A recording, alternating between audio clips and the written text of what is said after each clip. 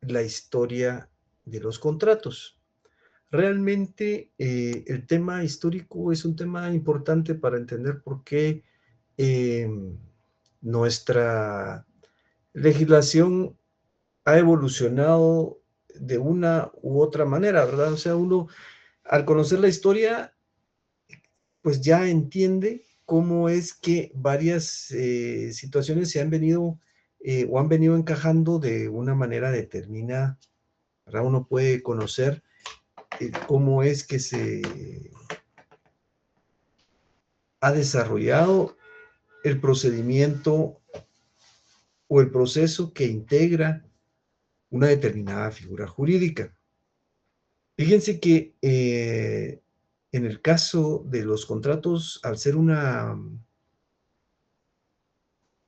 institución muy importante, ¿verdad? Una figura jurídica muy importante, entonces ha tenido un respaldo histórico bastante amplio. Para comenzar con el tema, tenemos que regresar, compañeros, retrotraernos al periodo romano, ¿verdad? Al derecho romano. Roma, compañeros, es una cultura de la cual han partido y han trascendido una serie de instituciones que han llegado hasta nuestros días. Y en el caso de los contratos, no es realmente una excepción. El caso es que Roma, compañeros, en determinado momento era la superpotencia de su época, ¿verdad? De la época antigua es uno de los imperios más influyentes y fuertes que han existido. Ha tenido una influencia no solo a nivel cultural, sino que también a nivel bélico, ¿verdad? Era una potencia bélica. También era una potencia a nivel cultural, ¿verdad? Porque impuso su cultura, pero también tenía un desarrollo, un amplio desarrollo a nivel jurídico. Ahí ya existían los jurisconsultos, ¿verdad? Estudiosos, perdón, de la legislación. Ellos vinieron y elaboraron una serie de figuras que se adaptaban a su realidad, pero estaban tan bien hechas que en determinado momento estas figuras, como les decía, han trascendido, ¿verdad? Hasta nuestros días. Y hay muchas de las figuras que nosotros utilizamos que tienen su origen en Roma y que han tenido cambios mínimos o casi no han cambiado. Se han adaptado muy bien. Dentro de estas figuras tenemos el contrato. El contrato es una figura en la cual dos o más personas acuerdan crear, modificar o extinguir una obligación, tal como lo establece el artículo 1517 de nuestro Código Civil. Pero lo trascendente es que dos o más personas, se ponen de acuerdo, ¿verdad? Se ponen de acuerdo, sus voluntades llegan a un acuerdo en específico, lo que se le denomina consentimiento, y esto provoca que en determinado momento se genere un fin determinado. O sea, ambas voluntades van hacia un punto en común. Y eso ya lo había visto los juristas romanos, ya lo habían analizado. Entonces, en Roma parte la evolución de lo que es el contrato. Solo que en Roma existían una serie de figuras similares, básicamente en relación al acuerdo de voluntades o que se pretendía llegar o realizar una situación determinada, surge el pacto y el contrato. Pacto o pactum. Recordemos que la mayoría de figuras romanas, como han trascendido, tienen su nombre en latín. Es por eso que nosotros encontramos dentro de nuestra doctrina figuras, muchos, dentro de las figuras que vemos, muchos latinas, ¿verdad? Porque sucede que el latín era el idioma que se hablaba en Roma. Entonces, esa es la razón, el fundamento por el cual muchas de las figuras se conocen en latín. Hay que tener en consideración, compañeros, que al ser una potencia tan dominante, el idioma también fue algo que ellos impusieron o que se puso como una necesidad para poder entrar a los negocios, a las diversas situaciones en las cuales intervenía Roma. Así como en la actualidad es el idioma inglés, ¿verdad? O en su momento fue el español, ¿verdad? Cuando existía el imperio español, el imperio donde no se ponía el sol, pues una cosa así era lo que sucedía, muy similar a la que sucedió con el imperio romano. Por eso es que encontramos muchas figuras en latín, ¿verdad? El caso de los pactos, ¿verdad? O pactum. Los pactos sí eran acuerdos de voluntades, ¿verdad? Se ponían de acuerdo, pero el compromiso, la coercibilidad, ¿verdad? Es decir, el hecho de obligar a otra persona a cumplir de manera forzosa si en determinado momento no cumplía con el acuerdo, no era muy eficaz, ¿verdad? No se podía, no había forma de hacer valer ese vínculo obligacional. Entonces, el acreedor aquí no siempre tenía las de ganar, sino que simplemente el vínculo no era lo suficientemente formal para que en determinado momento se pudiera hacer valer. Si yo incumplo, por ejemplo, con un contrato, lo que me arriesgo es a que me inicien algún tipo o me deduzcan responsabilidades por la vía judicial, es decir, que me demanden. Y yo tenga que pagar alguna cantidad de dinero o, o entrega de algún bien o alguna situación como esas. En este caso,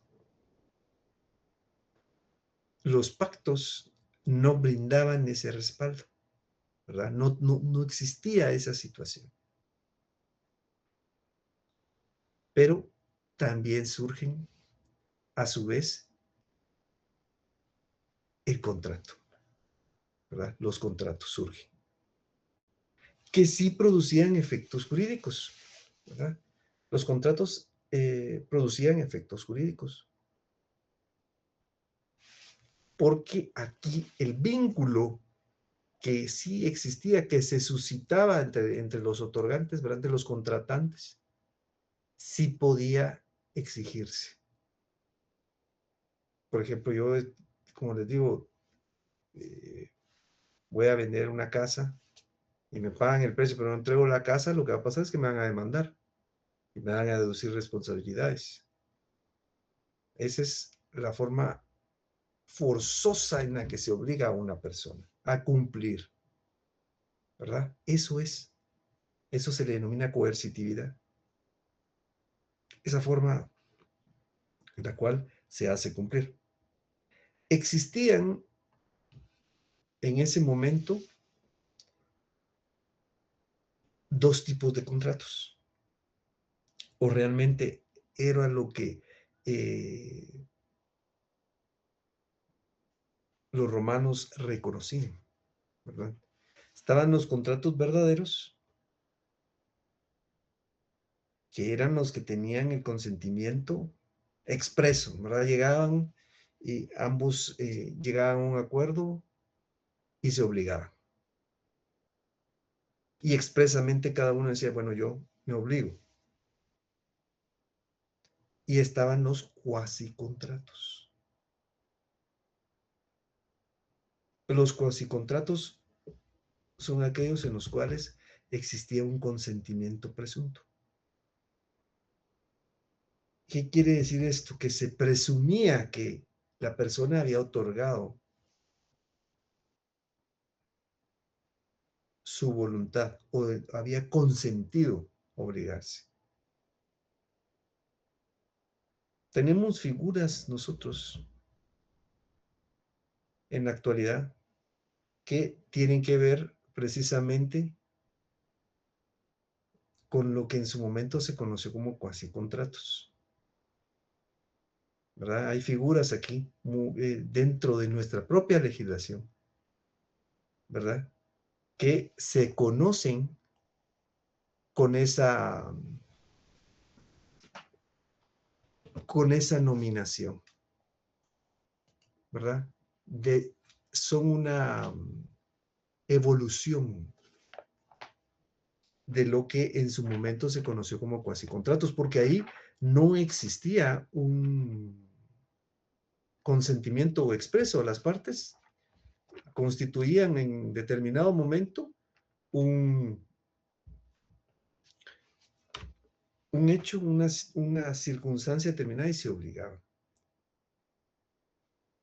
Los cuasicontratos evolucionaron, compañeros, esas figuras, y sí están contenidas. Hay una evolución que está contenida dentro de nuestro Código Civil. Está a partir del artículo 1605, ¿verdad? Obligaciones provenientes de hechos lícitos sin convenio. ¿Qué quiere decir esto? Quiere decir que sin celebrar un contrato, sin convenir nada, se crean obligaciones, como la gestión de negocios, para que una persona se hace cargo del negocio de otra persona sin que esta persona lo establezca, ¿verdad? Sin que esta persona lo pida. El artículo es, aquí me están preguntando, el artículo es a partir del artículo 1605 del Código Civil.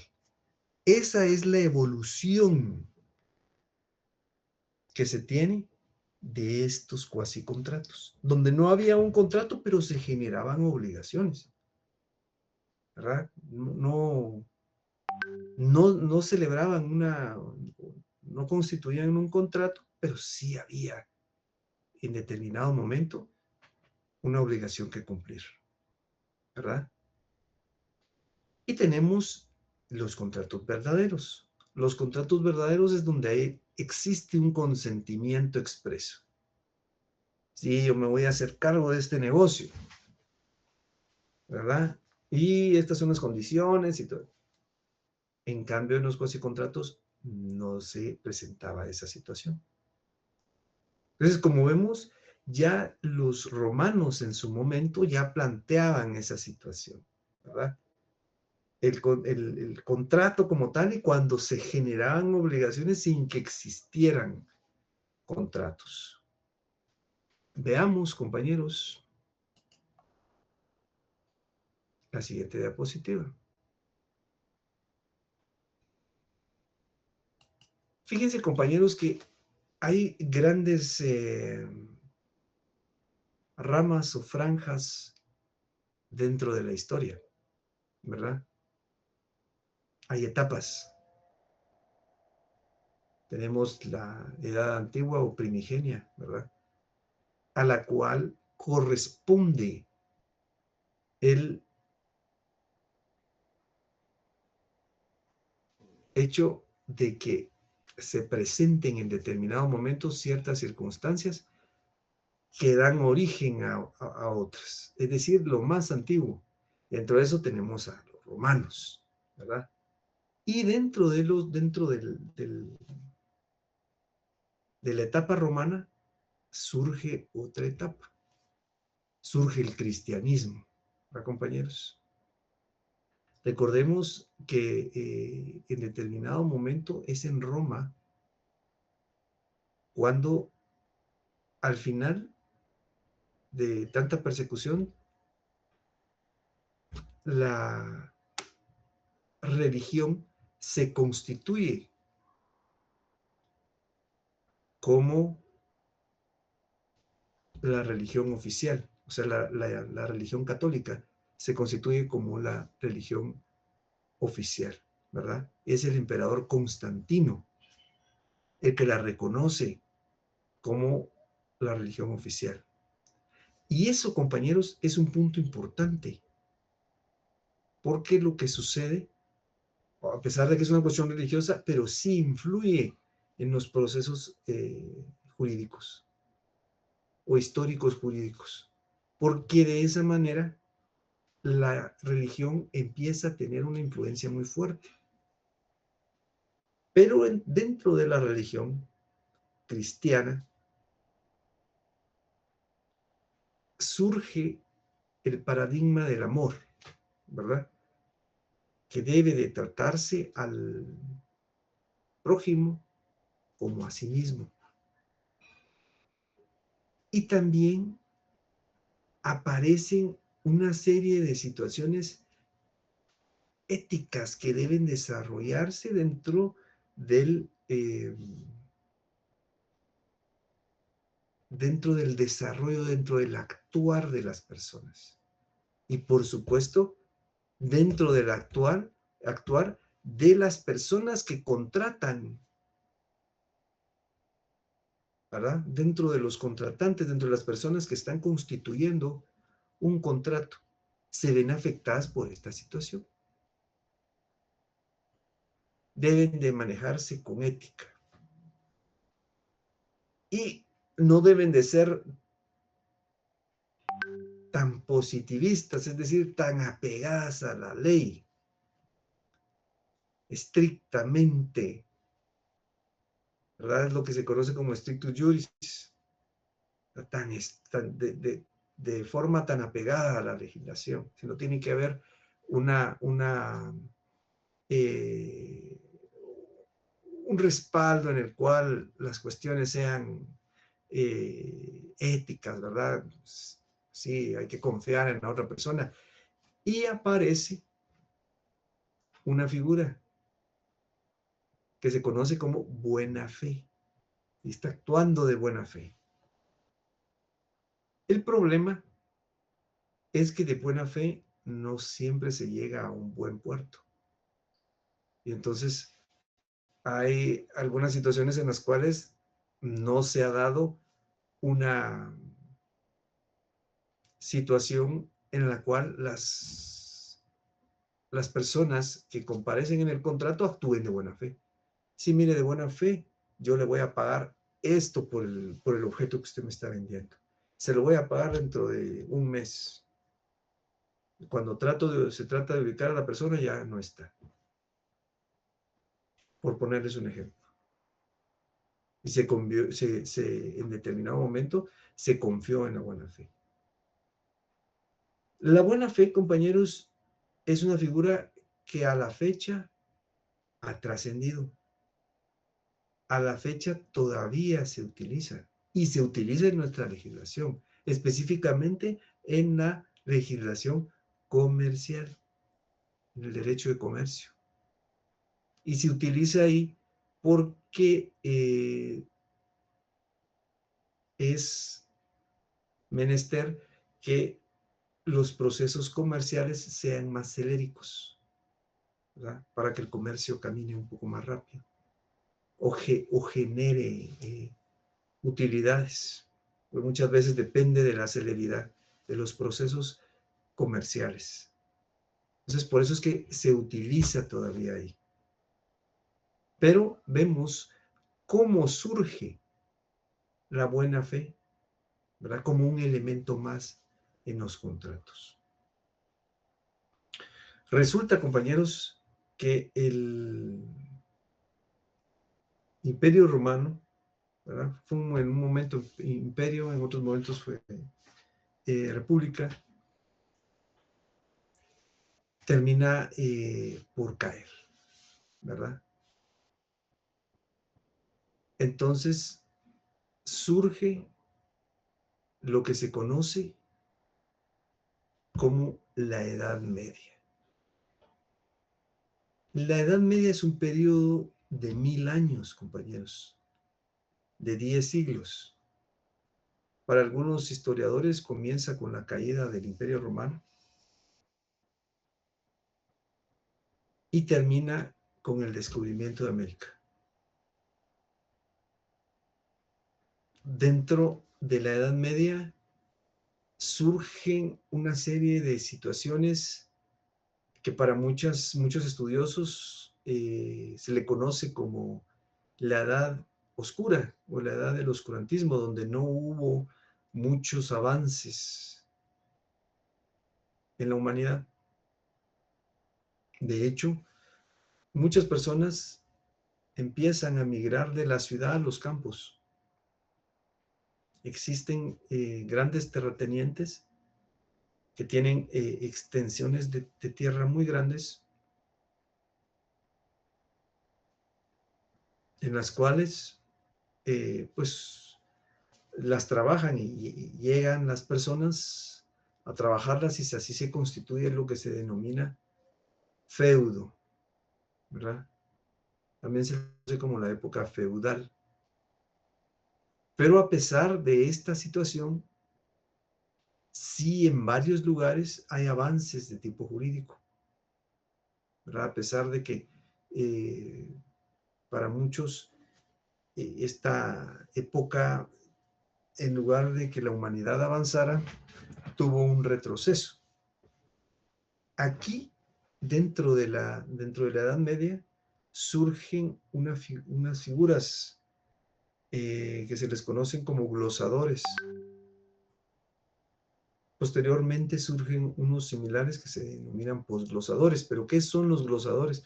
Los glosadores eran generalmente frailes o monjes que al estar ubicados dentro de un monasterio o en un recinto similar, se dedicaban a hacer un análisis o estudio de los libros antiguos, libros romanos. Recordemos que ya en ese momento la cuestión religiosa había aumentado de una manera, había ganado un protagonismo muy fuerte, entonces algunos de los libros que hablaban de cosas distintas, tal vez cosas de ley antigua, entonces se consideraban como no aptos, ¿verdad?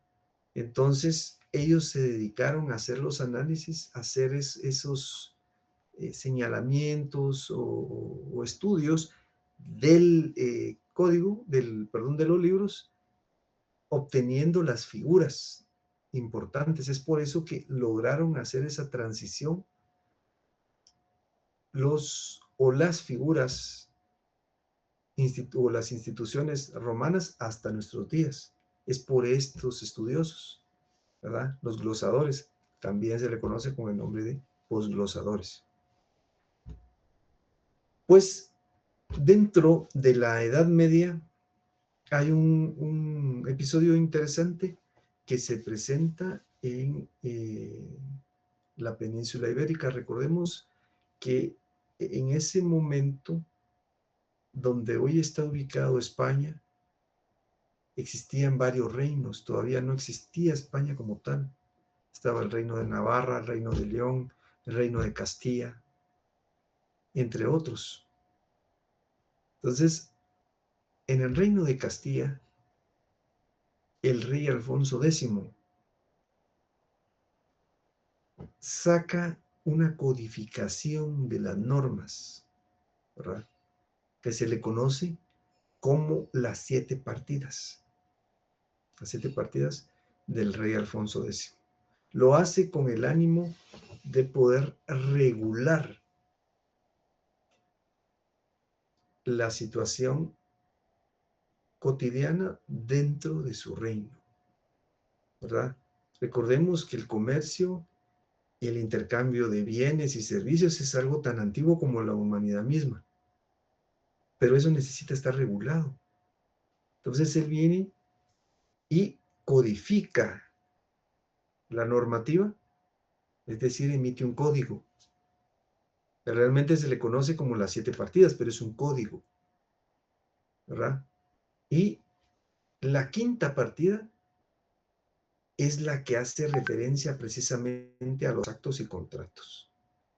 Como les digo, los contratos tratan de regular, perdón, muchas situaciones de la vida o de la cotidianidad. Y una de ellas es la celebración en determinado momento, perdón, de un contrato con el ánimo de poder generar, modificar o extinguir una obligación para poder generar en determinado momento algún tipo de actividad, ¿verdad? O sea, yo me comprometo a, perdón, a vender un determinado bien, pero eso tiene que estar regulado por cuestiones de orden, ¿verdad? Para que no una persona trate de pasarse de lista, para que no se genere un caos. Entonces, ya en ese momento, el rey Alfonso X de Castilla, ¿verdad? Uno de los reinos que posteriormente integrarían lo que es la España actual, ya emite esa situación, ¿verdad? Se fija en eso y ya hay un antecedente más directo, ¿verdad? Sobre los contratos. Luego tenemos la época liberal. Para muchos hay distintas épocas dentro de la historia de la humanidad, ¿verdad? Porque después de que termine la Edad Media, surge lo que se conoce como el Renacimiento, ¿verdad?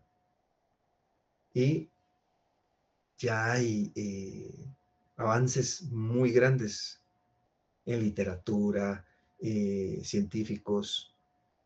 De hecho, para algunos historiadores, a partir de la Revolución Francesa, ¿verdad? En el artículo, perdón, en el año, perdón, 1789, inicia la época moderna, ¿verdad?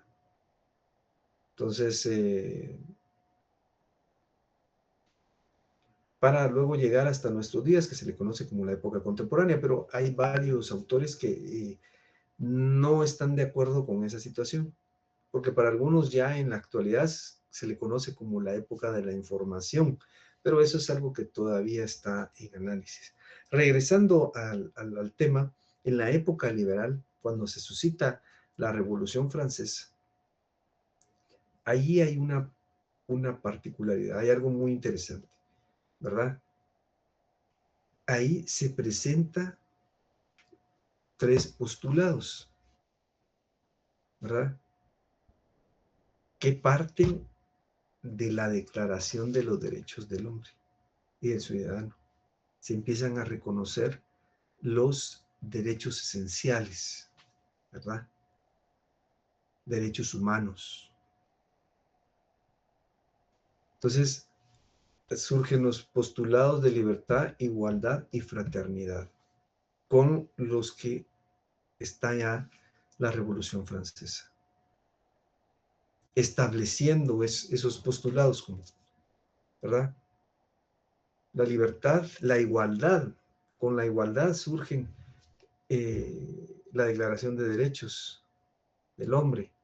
Entonces, todo esto, compañeros, ustedes me dirán, mire, pero ¿qué tiene que ver eso con la contratación? Pues es directa la situación con este tema. Porque lo que sucede es que se modifica en sí la situación social de las personas. Ya tiene que haber, pues, libertad para poder realizar lo que se requiere siempre y cuando esté dentro de los límites de lo que establece la ley. Entonces, eso, pues varios autores lo empiezan a analizar. Es un fenómeno muy importante dentro de la historia de la humanidad. Entonces, aparece Juan Jacobo Rousseau con su libro El contrato social. Entonces, el contrato social hacía referencia, compañeros, a situaciones de tipo social, ¿verdad? Básicamente. Pero él hacía referencia a que debía existir una economía liberal, ¿verdad? Pero dentro de la sociedad, ya que hay igualdad, fraternidad, aparte de la libertad, tenía que existir ya en un contrato, dentro de ese contexto, dentro de un contexto jurídico, tenía que existir igualdad, pero igualdad dentro de la contratación, dentro de los contratantes. Los contratantes deberían de estar establecidos de manera equilibrada. Es decir, comparecen dos personas, tienen que estar en igualdad de condiciones para poder celebrar un contrato. Eso, compañeros, también ha sido motivo de estudio posterior, porque en la actualidad incluso se establece que existe una figura que se le denomina como cláusulas abusivas, y es cuando una de las partes está completamente desequilibrada en relación a la otra. Es decir, una de las partes puede ejercer mayor influencia que la otra, o está ubicada de una manera distinta que la otra, con mayores beneficios. A eso se le denominaba la igualdad de los contratantes, compañeros. Y eso tiene que ver precisamente con lo que vemos en la actualidad. Entonces ya vemos cómo van haciendo, ¿verdad? Desde los albores de la humanidad se perfecciona en Roma, ¿verdad? Hay figuras que se van agregando, como el hecho de la buena fe, derivada del cristianismo, para ya empezarse a desarrollar dentro de la Edad Media, a pesar de los avatares que se presentan ahí, donde para muchos hubo un retroceso de la humanidad, y llegamos a la época liberal, ¿verdad? Donde aquí ya se va a establecer un concepto moderno del contrato, que reconoce la economía liberal, que reconoce la igualdad de las partes dentro de la contratación, y reconoce un último punto que es de suma importancia: la autonomía de la voluntad. Es decir, una persona que desea contratar tiene que estar completamente sin vicios su declaración de voluntad. No puede estar influenciada por nada, porque entonces ya no habría libertad dentro de la contratación, ya no habría igualdad, ¿verdad? Ya no podría establecerse un contrato sin ningún tipo de intereses, aparte de los que los contratantes plantean. Por ejemplo, una persona que dice, mire, es que tuve que firmar el contrato porque me habían amenazado de muerte. Que si no lo firmaba, o sea, si no vendía tal bien, me iban a matar. Entonces ahí no hay autonomía de la voluntad. Entonces eso en la época liberal se generan esos elementos de suma importancia. El hecho de que la voluntad sea autónoma es un avance sin precedentes, ¿verdad? Que evita que el contrato pueda ser afectado por otras circunstancias, por otras situaciones, que van a provocar que el contrato pueda incluso ser declarado nulo. Entonces, por eso es que son tan importantes y surgen precisamente en la época liberal, ¿verdad? Entonces, en este caso, derivado de esto que vimos aquí, de la época liberal, ya se conoce al contrato, ya en la época moderna, compañeros, ¿verdad? Se conoce como un acuerdo de voluntades, tal como lo establece el artículo 1517 del Código Civil, de nuestro Código Civil, ¿verdad? Dos o más personas acuerdan, ¿verdad? Acuerdan establecer lineamientos específicos, es decir, llegar a una meta en, en, en especial, claro, obligándose las personas para poder llegar a esa meta. Tenemos, por ejemplo, el caso de una compraventa, ¿verdad? Se va a vender una vivienda, quien la vende se obliga a entregarla, ¿verdad? Pero el beneficio, el derecho, es que le paguen. El que la compra se obliga a pagarla, pero el beneficio es que le entreguen el bien. Entonces ahí vemos que a la autonomía de la voluntad ambas partes llegan a ese acuerdo sin que esté viciado. Supuestamente hay igualdad entre las partes. Pero ¿cuál es el punto aquí? Es que ambas partes se obligan, ¿verdad? Crean, modifican o extinguen una obligación. Entonces, de esta manera nosotros podemos darnos una idea bastante clara de cómo a lo largo de la historia, ¿verdad? Del proceso histórico que ha tenido el contrato, hemos llegado incluso a los elementos que manejamos en la actualidad. Ya nosotros vamos a ver más adelante los elementos específicos del contrato, ¿verdad? Ya bien delimitados, ya bien establecidos para poder generar una situación en la cual podamos vislumbrar ya de una manera muy clara qué es lo que necesita un contrato dentro de nuestra legislación para que nazca la vida jurídica, para que no tenga problemas, para que pueda ejercer la coercibilidad. Ahora bien, compañeros, preguntas. ¿Tienen alguna pregunta, compañeros? ¿Alguna duda de lo que expusimos el día de hoy?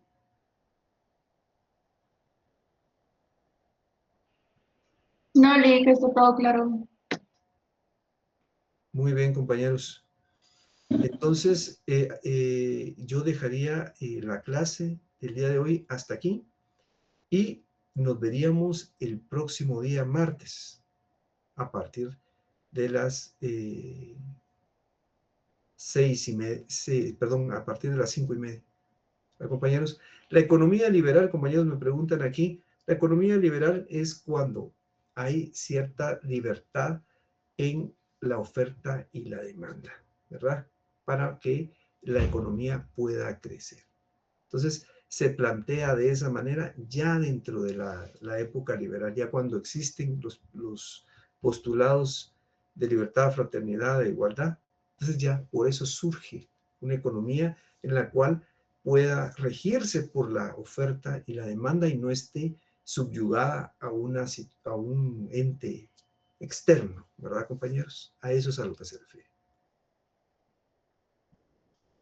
Muy bien, compañeros. Entonces, nos veríamos el próximo día. Que pasen una feliz tarde, compañeros, que descansen. Buen fin de semana. Feliz noche.